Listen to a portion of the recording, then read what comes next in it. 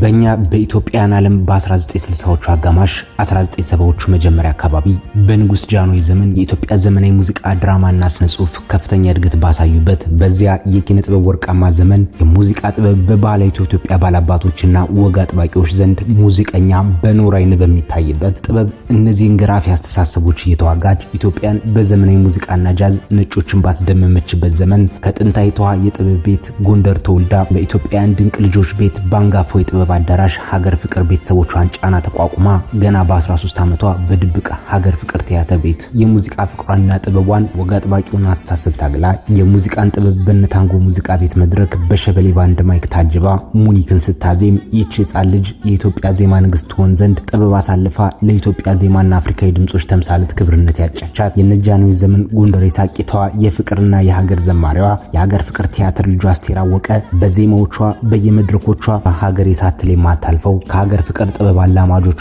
ከሀገር ፍቅር ታላቁ የጥበብ ቤቷ በላይ ሀገሯን የምትወድ ሀገሯን በእነዚያ ድንቅ ዜማዎቿ ሀገሬ ብላ የምታወድስ ከኢትዮጵያ የሴቶች የጥበብ ጽናት እስከ አፍሪካ ኮር አዋርድ እጩነት ከታዋቂው ኮሎምቢያ ሲቢኤስ ሪኮርድስ እስከ ለንደን ክብር እስከ ዓለም አቀፍ የወማንድ ፌስቲቫሎች ተሳትፋ ትልቅ ዝናን ያተረፈች ፈረንጆቹ የሶል የሙዚቃ ንግስት በሚል ቁልምጫ ክብር ፈርሚልን ብለው ያጎበደዱላት የሰላም ዘማሪ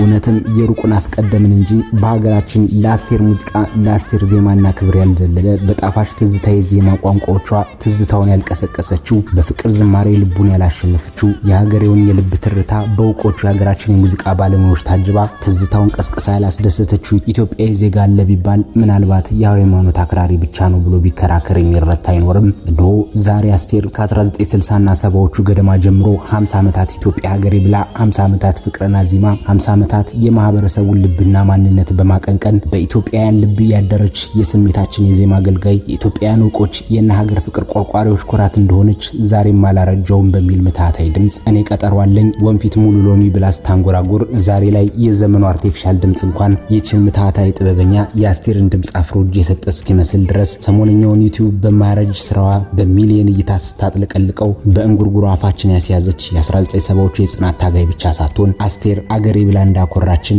የኔ ወለላ ብላ ልባችን እንዳሞቀችው ስኳር ብላ የፍቅርን ጣፋጭነት የሰበከችን ይቺ የዜማዎች ኔታ ዛሬም በነገላገላ ዜማ ልቡን ያላዘለለችው የአስቴር አድናቂ የለም ቢባል ማጋነን አይሆንም።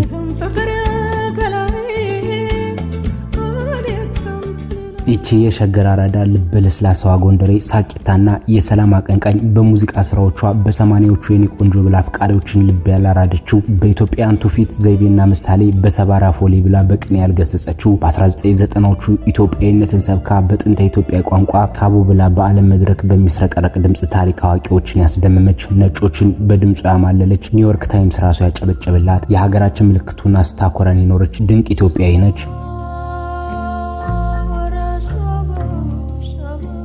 በኮራ አፍሪካ ማማ ላይ የኔ ወለላ ብላ በአፍሪካ ቀለምና ቅኝት አፍሪካውያንን በኢትዮጵያ ዜማ ያስጨፈረች በዓለም መድረክ ያኮራችን በሃያኛው ኢትዮጵያውያን ክፍለ ዘመን ከምዕራቡ ዓለም ላይ ሆና ሀገሯንና የሙዚቃ ፍቅሯን ያረሳችው አስቴር በጮጮሆ ሙዚቃ የሀገራችን ጥንታዊና ሃይማኖታዊ ታሪክ ዜማ ሀገሬውን ያስደመመች በማያረጅ የፍቅር ዜማዎቿ እወድሃለሁ ብላ በዚያ ፍቅር በጠፋበት ዘመን ሰውን ከሰው ያፋቀረች ያስታረቀች አመለጫዋን በጨዋ ደንብ በለስላሳው ድምጿ ያዜመችልን እስከ ቅርብ ጊዜው ገላገላ 2018 አልበሟ ድረስ አስቴር በሙዚቃ ህይወቷ ከ27 በላይ አልበሞች ከ300 በላይ ሙዚቃዎችን ያቀነቀነች በፈረንጆቹ አፍ የሶል ንግስት የተባለች የምትጠራው የሀገራችን ድንቅ ዜመኛ ነች።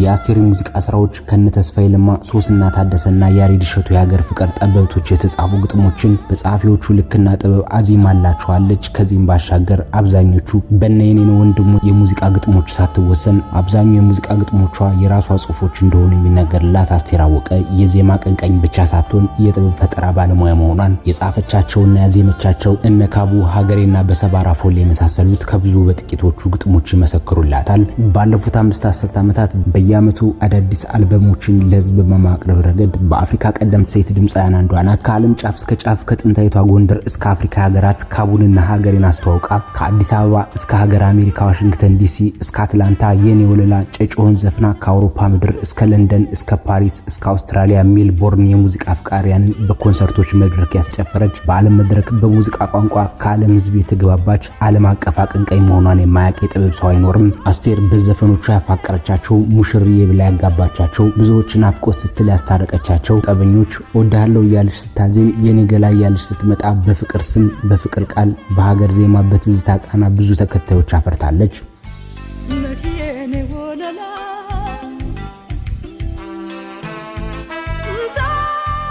በስደት ለ16 ዓመታት አሜሪካ ኖራ ወደ ኢትዮጵያ ስትመለስ በአዲስ አበባ ስታዲየም የዓመታት ናፍቆቷን አገሬው 80 ሺህ ሆኖ 80 ሺህ አድናቂ 80 ሺህ ናፋቂ ህዝብ በተገኘበት በዚያ ኮንሰርት ላይ የህዝቡ አቀባበል የፍቅር ስሜቷን ያናወጠውና የሀገር ፍቅሯን የጨመረባት አስቴር ሀገር የተሰኘው ዜማዋን በደስታና በእንባ ተሞልታ የተጫወተችበት አጋጣሚ ነበር። የአስቴር ኮንሰርቶች የህዝቡን ልብ አስደስተው የኮንሰርቱን ገቢ ለህፃናት ማደጎና በድርቅ ለተጎዱ ዜጎች እርዳታ ለተጠሙ አንጀት አሪስ የሆነ የበጎነት ተግባሯና ዝናዋን በመጠቀም የህፃናትን መብት በማስከበር የሴቶችና ልጃገረዶች አቅም በማጎልበት ትምህርትን በማስፋፋት ዘመቻ የዩኒሴፍ የበጎ አምባሳደር የሆነች ከየኛ የሙዚቃና ራዲዮ ፕሮጀክት ጋር በጣይቱ ዜማ አፋቸውን ያስፈታቻቸው ግብሎች ዛሬ የሷን ፈለግ በመከተል በውብ ድምጾቻቸው የኢትዮጵያን የሙዚቃ መድረክ ያጥለቀለቁ ድንቅ ልጆች አፈርታለች።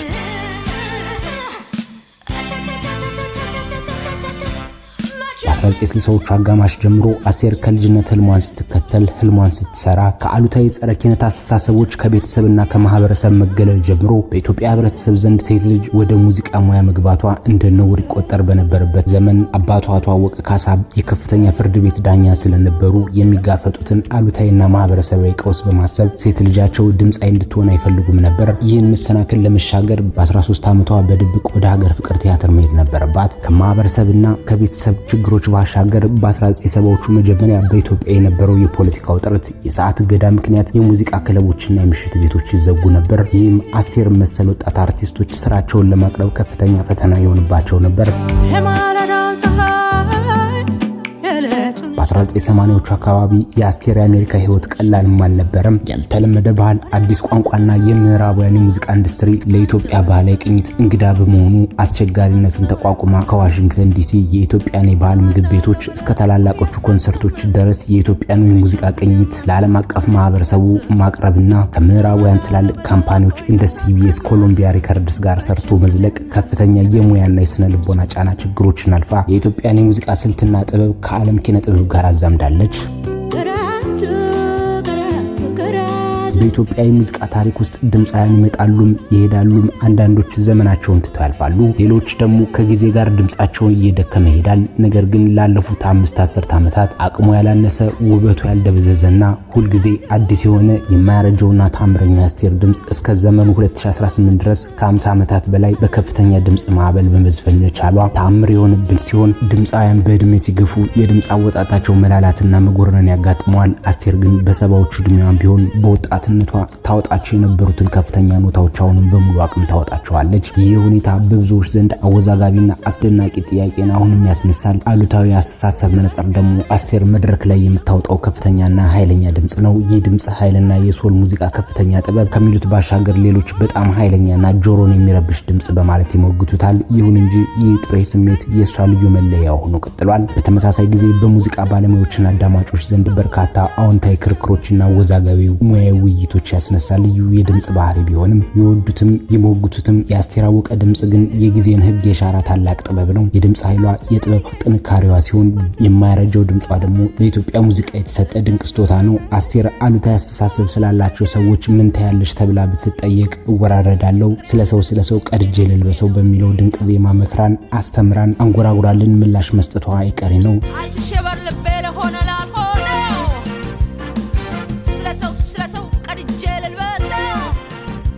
ስለ ሰው ካነሳን አይቀር አስቴር ለሰው ልጅ የኑሮ ውጣ ውረድ የሰው ልጅ ገጽ ባህሪያት በሙዚቃ ስትገልጸው በብዙዎች ዘንድ በጣም ተወዳጅ የሆነው ዜማ አወይ ሰው መሆኔ ብላ የሰው ልጅ ቅጽበታዊ ምሬትና ምስጋና ሐሳብና ድርጊት የዕለት ከዕለት እንቅስቃሴ ምሳሌ ያደረገ ከፍተኛ የስነ ልቦና ፍልስፍናና የስሜት ጥልቀት ያለው ሙዚቃ ሰው በመሆናችን ምክንያት ማዘን፣ ማልቀስ፣ መውደድና በስሜት መጎዳት ማምለጥ የማንችለው ተፈጥሯዊ እውነታ መሆኑን በፍቅር ምክንያት አእምሮና ልብ ሲጋጩ የሚፈጥረውን ትግል እያዝናናች አስተምራን ሰው ባልሆን ኑሮ ይሁሉ ስሜትና ህመም አይሰማኝም ነበር በማለት ራሷ ምሳሌ የገለጸችበት ይህን የሰው ልጆችን የህይወት ውጣ ውረድ በጣፋጭ ቃላትና ዜማ የሰው ልጅ ለማስተማር አስቴርን መሆን እንደሚጠይቅ አሳምናናለች። አወይ ሰው መሆኔ ዘፈን ብቻ ሳይሆን የሰው ልጅ የውስጥ መገለጫ ነው። አስቴር አወቀ በዚህ ስራዋ በፍቅር ምክንያት የሚመጣን ህመምና ሰብአዊ ድክመትን በከፍተኛ የሙዚቃ ጥበብና ስሜት በመግለጽ አዳማጩ የራሱን የውስጥ ስሜት እንዲፈትሽና እንዲያስተጋባ የሚያደርግ ህያው ስራ አቅርባለች። ለአስቴር ሙዚቃ ማለት የሰው ልጅ ውስጥ ህመም፣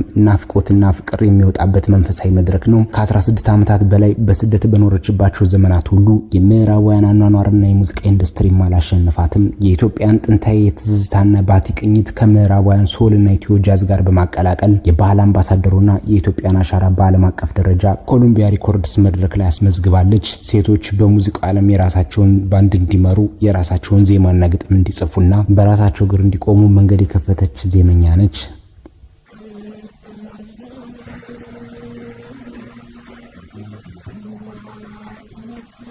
ዘ ዋሽንግተን ፖስት የኢትዮጵያ ሶል ኩዊን ሲላት ታዋቂው ድምጻዊ ቴዲ አፍሮ ደግሞ ለብዙዎቻችን የሙዚቃ ጉዞ መንገድ ጠራጊና የኢትዮጵያ ሙዚቃ ንግስት ሲል ያሞግሳታል። ታዋቂው ዴቪድ ባይረን ስለ አስቴር ሲናገር አስቴር ዜማዎቿ አይምሮን ይስባሉ፣ ድምጿ ውስጥ ያለው ስሜትና ኃይል ደግሞ ቋንቋው ለማይገባው ሰው እንኳን ጥልቅ ስሜት ይፈጥራል ሲል ታዋቂው የኒውዮርክ ታይምስ አስቴርን የአፍሪካ አሬታ ፍራንክሊን ብንላት ማጋነን አይሆንም የተባለላት ከቢቢሲ ሚውዚክ አድናቆት ባሻገር እነ መሐሙድ አህመድ የአስቴርን የኢትዮጵያ ሙዚቃ አርአያነት የመሰከሩላት የሙዚቃ ቀናባሪዎቹ ኤልያስ መልካዎች ከአስቴር ጋር መስራትን ትልቅ ልምድ ብለው ያወደሷት ድንቅ አርቲስት ናት። ብቻ ስለ አስቴር አወቀ ብዙ ይነገራል። ነገር ግን ተሰምቶ እንደማያልቀው ትውልድ ከትውልድ እንደሚሸጋገረው ጥልቅ ዜማዋ ሁሉ ስለ አስቴር አወቀ ተነግሮ ተጽፎና ተተርኮ በፍጹም አያልቅም። ዘመናት ይመጣሉ ይሄዳሉ፣ የሙዚቃ ስልቶች ይለዋወጣሉ፣ አዳዲስ ድምጾችም ያበራሉ። አስቴር አወቀ ድምጽ ግን ከጊዜ ኃይል በላይ ሆኖ እንደ ፀሐይ ሁል ጊዜ አዲስ፣ እንደ ጥንታዊ ካቦ ድንጋይ ደግሞ የማይናወጥ መሰረት ሆኖ ይኖራል። እሷ የድምጽ ብቻ ሳይሆን የጽናት ንግስት ናት። አስቴር አወቀ የኢትዮጵያ ህያው ታሪክ የዘላለም ድምጽ ናት እያልን በዚህ እንጨርሳለን። አስቴርን የምትወዷት ቪዲዮን ላይክ እና ሼር፣ ቻናሉን ሰብስክራይብ ማድረግ እንዳትረሱ። መልካም ቆይታ።